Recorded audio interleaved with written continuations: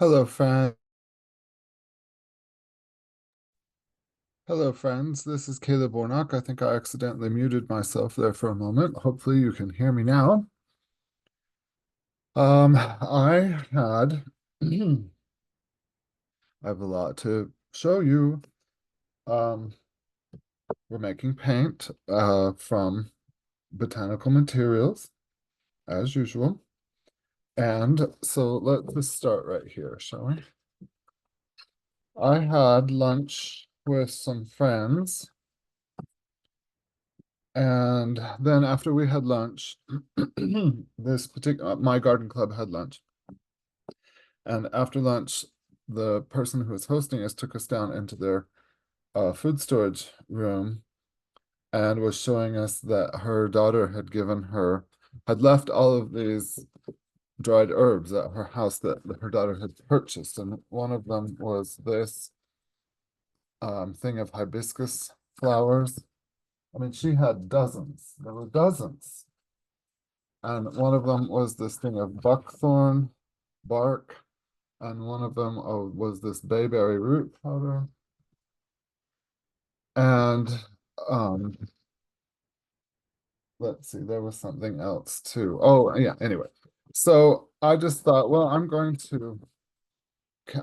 said, I'm going to go shopping in your storage room because I want to see what colors I can make of paint out of these. So she said, well, take whatever you want.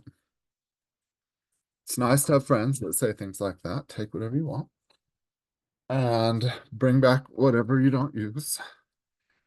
So I did. So I just made this. This is the bayberry root bark powder. This is the color with citric acid. This is all cold mold on here. This is with iron, with hydrated lime, with ascorbic acid, with baking soda, and with alum. And then here is some buckthorn bark, and all I've done is put water in it. It's cold water, and it's soaked here for about 30 minutes.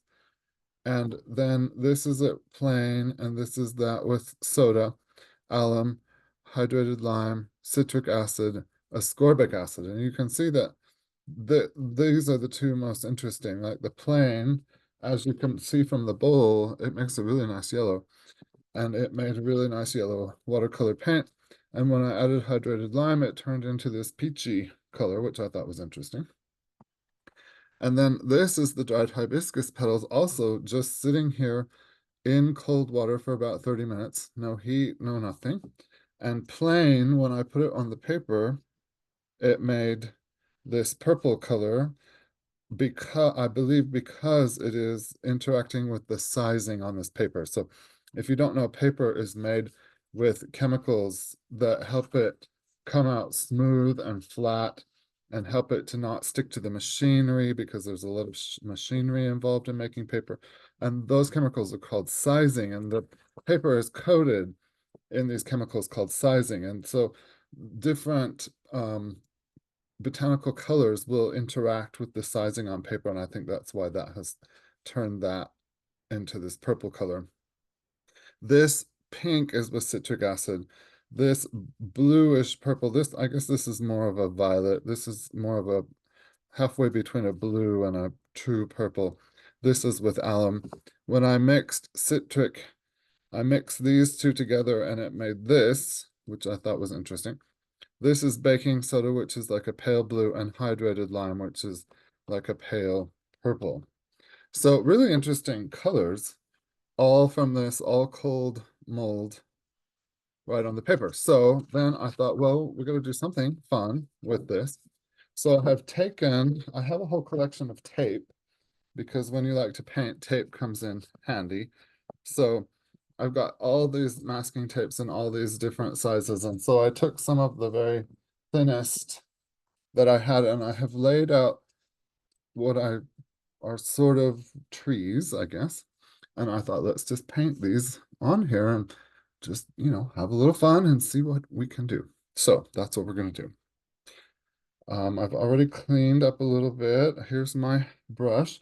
So let's just take some of this buckthorn bark and let's just paint it. We don't want to paint too wet because we, if we can help it, we don't want it to go under the tape. Now that has not gone on very wet, very thickly, very densely. I don't know what's the word I'm looking for. So we'll let that dry and we'll do another coat. I'm going to rinse my brush out. And then here is the hibiscus flowers, dried hibiscus flowers. And hibiscus, I grew hibiscus flowers last year in my geothermal greenhouse. And they're not native to anywhere near my area. When I was in Egypt many years ago, everywhere we would go in Egypt, they would serve us hibiscus tea, which was just hibiscus flowers boiled with boiled water. And it was really delicious, actually. And then I learned when we got home that almost every tea sold in the United States that has a red coloring, that coloring comes from hibiscus flowers. And so if you look at the list of ingredients, you can see that it has hibiscus petals in it. And that's where that color is coming from. Like if you get a mixed berry tea, that berry color is actually coming from hibiscus petals.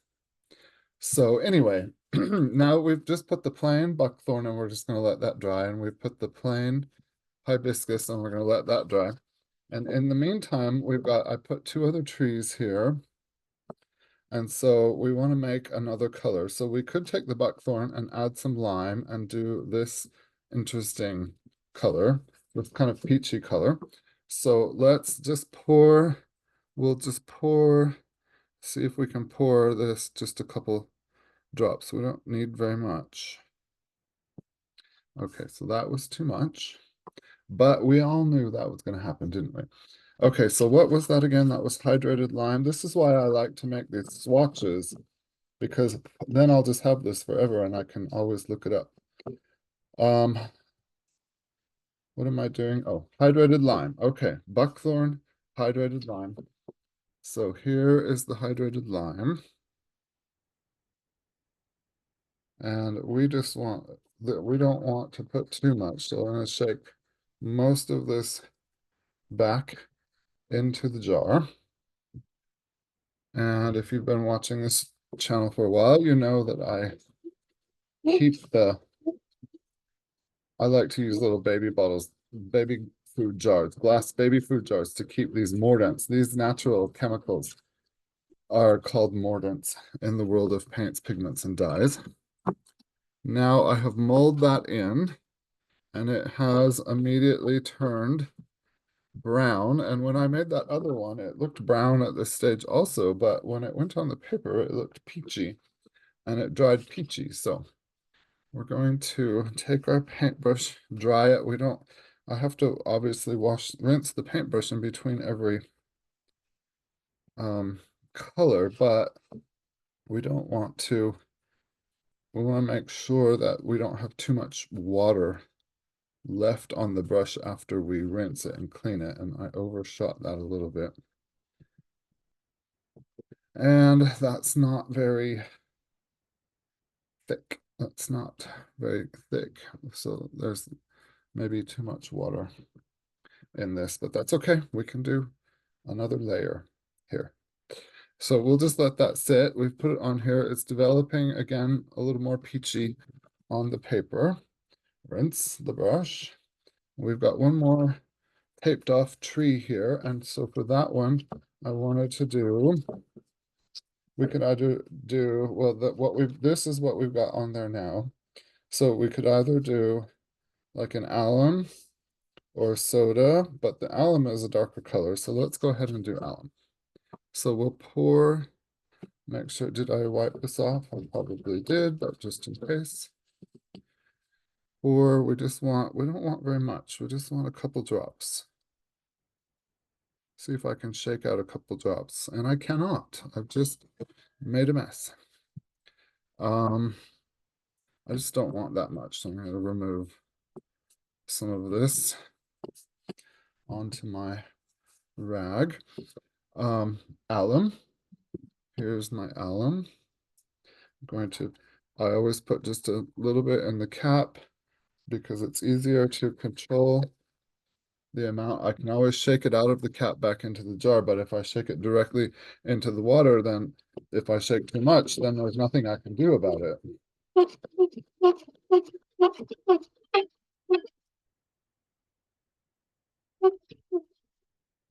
Okay, so we've molded that together.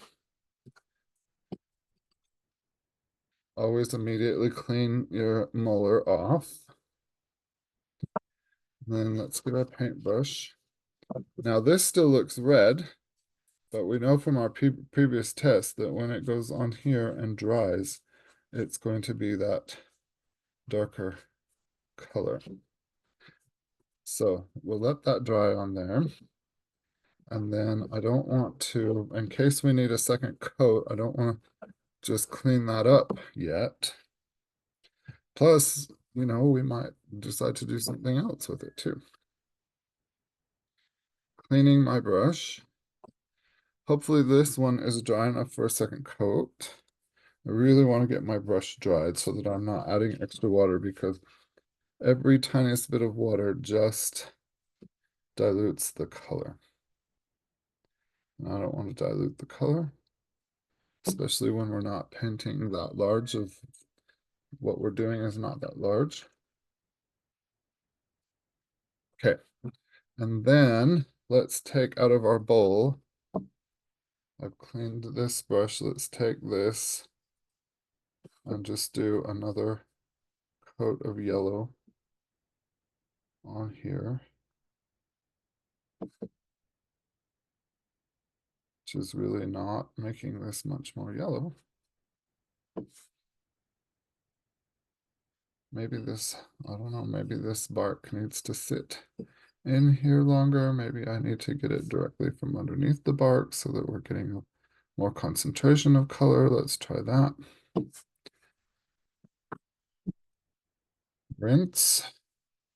So I'm liking this. This is looking good, almost blue the way it looks right now.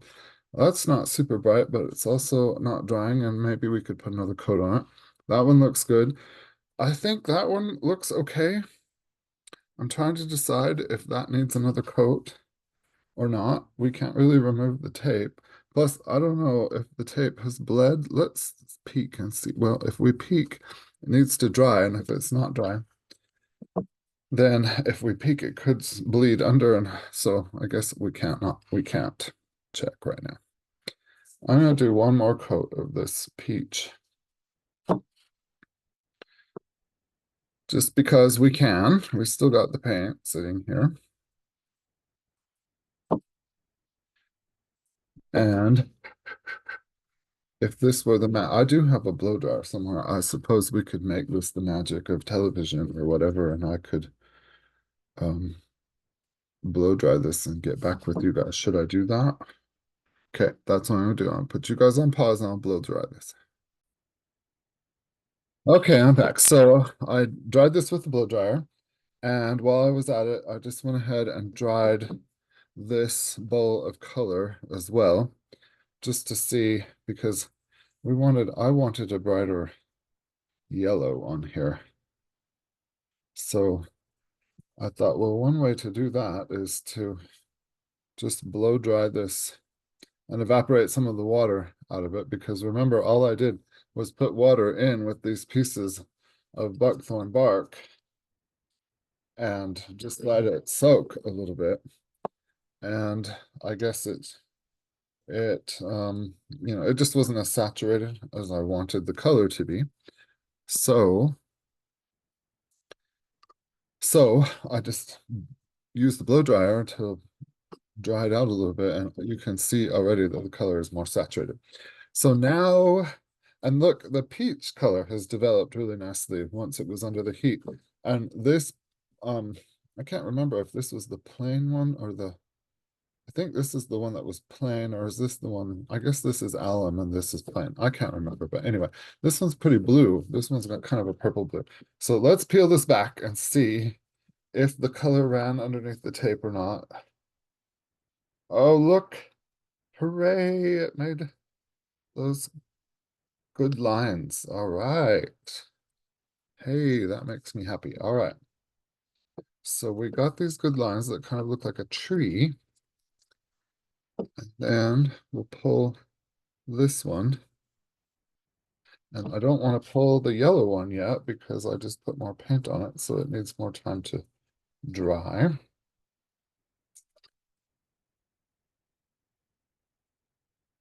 Ta-da! Very nice. Okay. Then let's pull this one. Those are really good colors. I am very pleased with that. How are you guys doing? Anyone who's watching this video, I hope you guys are all doing well.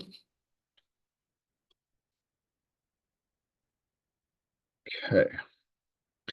My wife and I went out. Oops. Okay. See, now I'm taking this out and it might be too wet and it might run, but I already accidentally sort of pulled it off a little bit. So I guess I'll just pull it and hope that it doesn't run because it's not dry totally, that's for sure. Okay. Now, what I would like to do is, anyway, I was telling you guys that my wife and I went out because I'm trying to find, I use wild clay to do pottery, and I wanted to find a source near my house. And my wife likes to go roaming out in the woods with me. So that's what we did this morning, is went out, and I have just poured some of this hibiscus, and I'm going to put, I think, citric acid. I want to do like a mountain base here, but I want it to be kind of a pink. So let's do citric acid. And I did not find any clay, but we did have a good time. That's what we did today.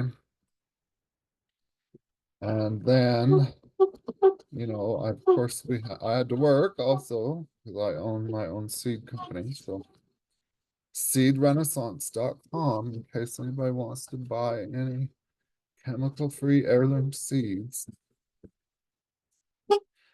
Where did my spatula go? Okay, there we go.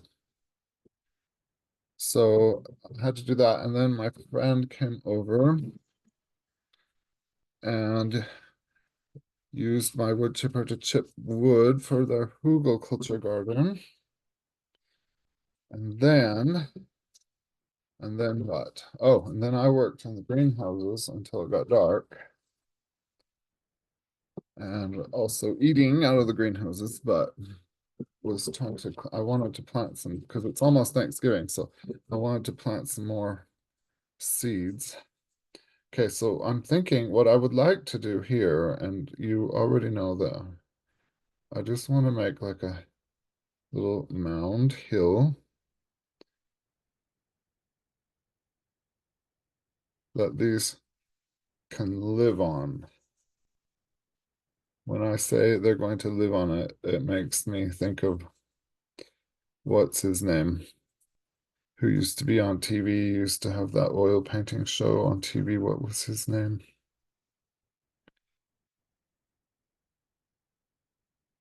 And he used to say the happy accidents.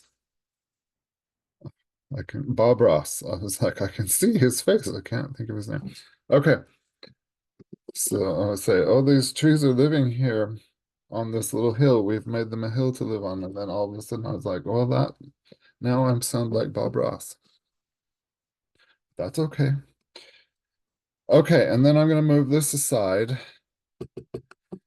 And then remember, if we look over here, if we look at our swatch, we can see that that was with bayberry, which I don't have right here at the moment. But I'll bet if we take some of this buckthorn and we add some of that iron. And I have different kinds of iron, but this one happens to be ferrous sulfate powder that I purchased off of Amazon. But I do have homemade iron too, a couple of different colors. I have black and orange. Okay. And when you're working with iron, you just need the tiniest amount. Because a little iron goes a long way when it comes to paint.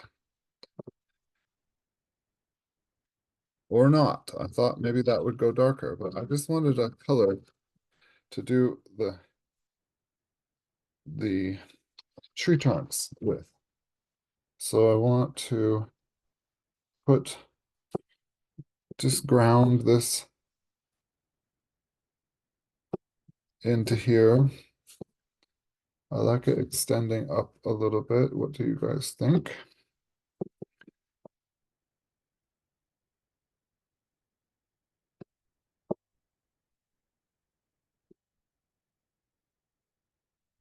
I was just trying to think of something simple. Okay, oh, here's my bag to wipe with. So this doesn't really have anything to do with anything, but it's just a little fun project. It's not like great art, but it is great fun. That's what I like to say in these videos. Okay, I'm going to put you on pause and I'm going to go dry this again with the hair dryer, and then I'll come back and we'll tape in between and add 3 more trees in between these trees. So, okay, so I dried this with the hair dryer because we can't put new tape on here until this is totally dry, because then we run the risk that we are going to pull up that paint or damage it. And I can't see the end of this day. Oh, there it is. You guys out there on the internet are going to have to help me here. Okay. So now I just want to put 3 trees in between these 4 trees. And I'm smoothing the inner edge because that's where the paint is going to sit.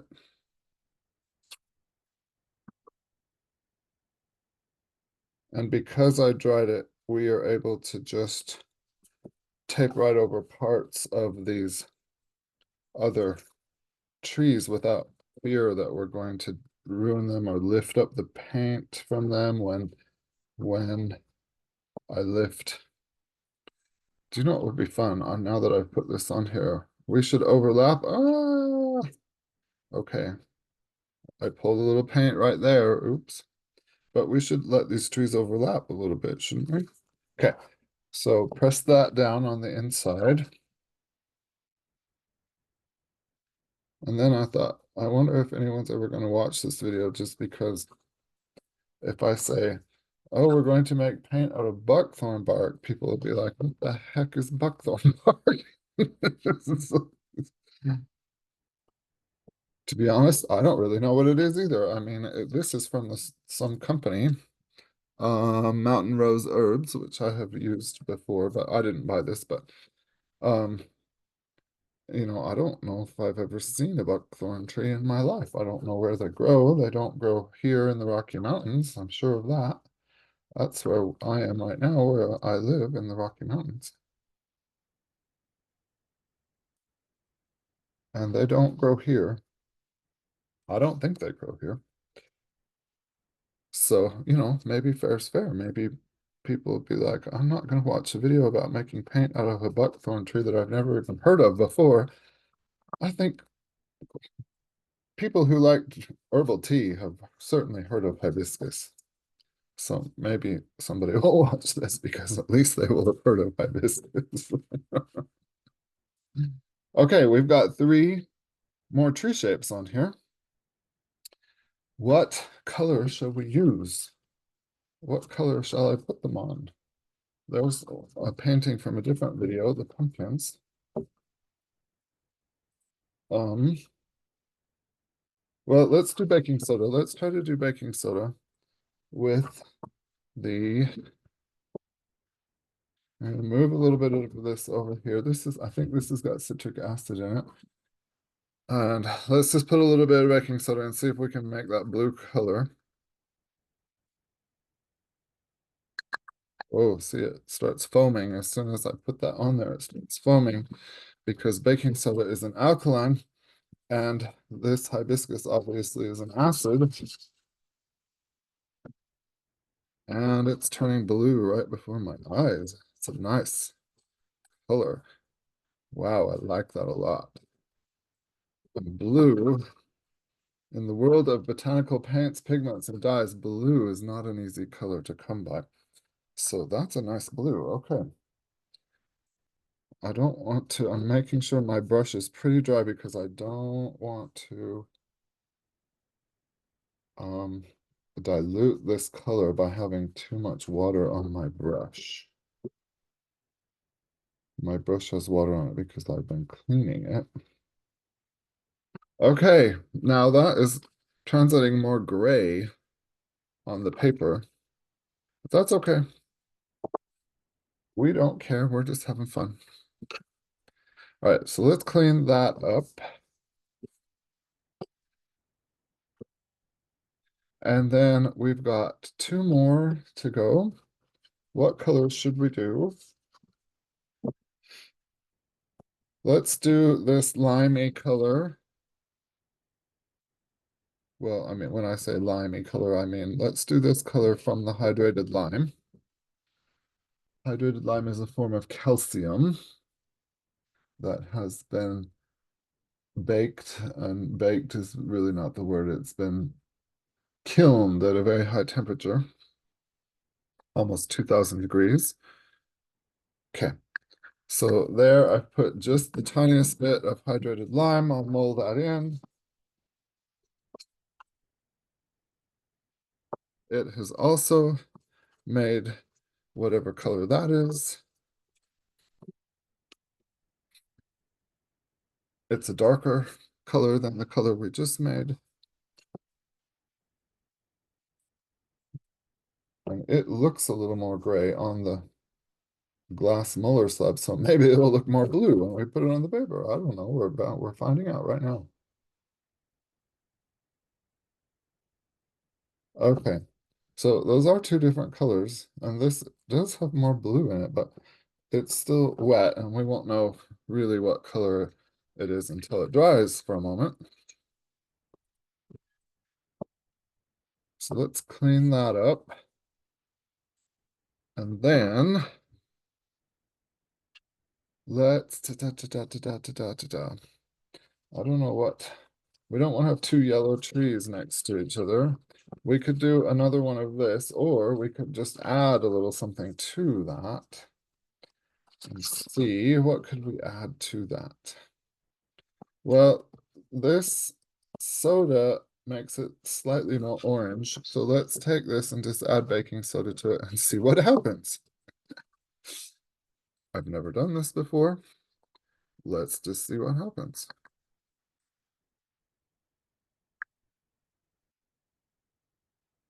So far, not much. Okay, that's mixed together. It only takes, 2 seconds. I don't know exactly what color this is, but it's not exactly any of the other colors on the paper, which is what makes it fine by me. Just don't want them necessarily to all look the same, these trees. Okay, rinse this out. I'm going to put you guys on pause. I'm going to go dry this with the hair dryer. Okay, I dried it with the hair dryer. Let's carefully peel this back and see. This is the red hibiscus petals with what? Does anybody remember what we put over here? Um, I think it was I think that one was baking soda. I can't remember. I think this one's hydrated lime. I can't remember. Okay, but I'm taking this off. The colors look good. What is interesting is that as this one dried, it became almost a little green gray, and this one became more blue. And I like them both. And then these two are the same, except well, these two are the same. I mean, all three of these are the same. They're all buckthorn, but this one has, oh gosh, what does that have in it? This one has hydrated lime in it, and then we added baking soda to the hydrated lime and came up with whatever color this is, but it's kind of a brownish color. Okay, I think those came off really well. It would be nice if we could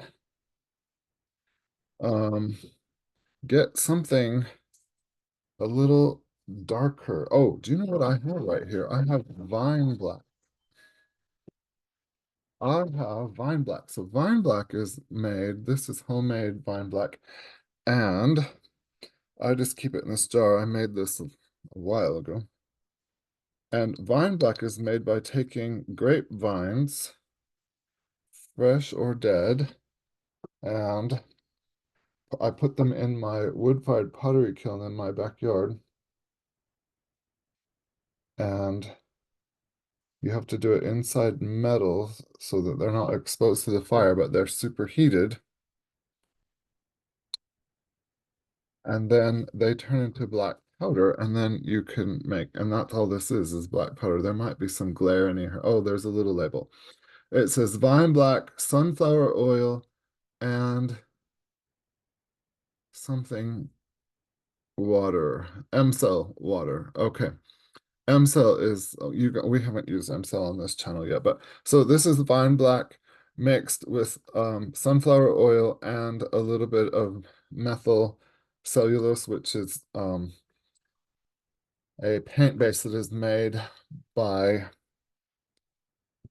made out of pine trees, and just some water. So I guess I'll have to, in another video, show you guys some methyl cellulose. Okay, so I love it. I think this is really great. I really like it a lot. This brush is not totally clean. And that's because it's got that sunflower oil on it, so I'm gonna have to clean that brush now with some of my homemade dish soap. So we could leave it as it is. We could write a message under here. We could try to paint some little grass things under here, or we could just leave it. Maybe we should just leave it. As I have said in other videos, art, the whole thing of art is knowing when to stop and try to stop before you mess it up. So maybe I should just stop before I mess it up. Say thank you to all of you. I had fun. I hope you guys had fun. And let's see. You know, it's time to relax a little bit. It is after 9 o'clock at night here in the Rocky Mountains, and I just want to do something relaxing after. Oh, it's been a long week. I've been building geothermal greenhouses all week. And this morning, someone was being mean to me online. Someone who's never met me, doesn't know me, and told people that I was a scammer. What are you talking about?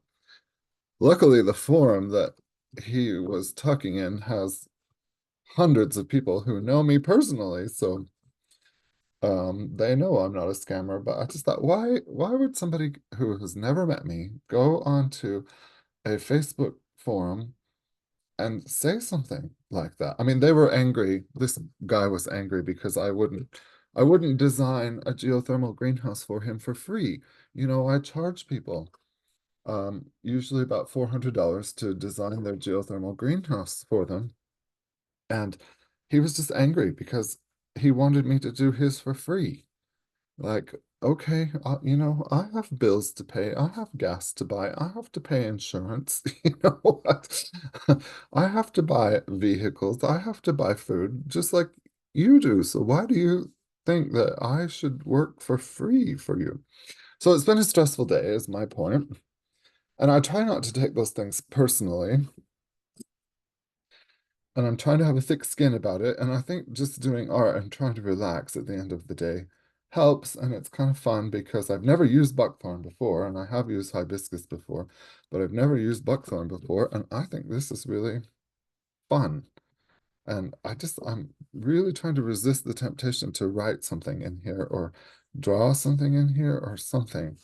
But I should probably leave it alone because I don't really have a good idea of what to put there. Maybe if I was a better artist, I would know. It just almost itches to be, because it's Thanksgiving as I'm filming this. And so I just want to write Happy Thanksgiving in there. But this is not a Thanksgiving art piece that has nothing to do with Thanksgiving. So that would not be. Anyway, I should leave it alone. Whatever, thank you guys for joining me. And wherever you are in the world, I hope you have sufficient to pay your bills and a little extra than sufficient to, get some of your wants met. And I hope that you have friends and a good family and you're in a happy place and that you are, finding joy and happiness in moments in your day and that you have work that you enjoy doing. Thank you for hanging out with me here and listening to me babble on while we made botanical paint together, and I will see you guys next time. Goodbye. Oh, wait, I'm supposed to say, I always forget. I'm supposed to say, if you have found any usefulness or pleasure in this video, please hit the like button so that the all-knowing algorithm will share this video with others. Thanks, guys. Bye.